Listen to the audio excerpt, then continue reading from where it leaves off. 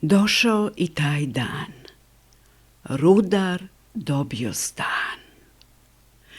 Djeca se raduju, žena se smela, komšije stižu, pružaju ruku, a rudar ćuti oblačnog čela kao da skriva potajnu muku.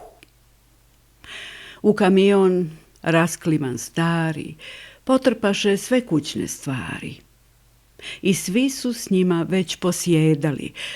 On stade malo kraj trošnog plota, mahnu dvorištu, kući i štali, ko da se oprašta od života. Pred neboderom isteže vrat. To je to, dakle, 10. sprat. U stanu struja, telefon, kada, žena sa djecom sretna pjevuši. Rudaru samo zadrhti brada i sve mu nešto tjesno u duši. Što više teku dani i sati, on bi sve rađe da se vrati. Hoda po stanu napet ko puška i ni sam ne zna kud bi i što bi.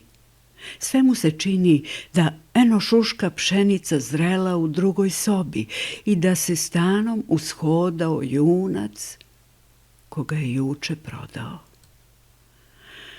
A vrijeme teče, ne teče, leti. Prošla mu gradska godina cijela, ali malo uzdah izleti za nekom dragom slikom sa sela, za komušanjem, za berbom šljiva, pečenjem rakije, oranjem njiva.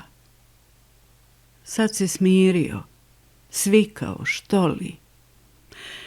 Puši s balkona ulice Mjerka. Al malo, pa ga zaboli dim iznad krova rodnog kućerka.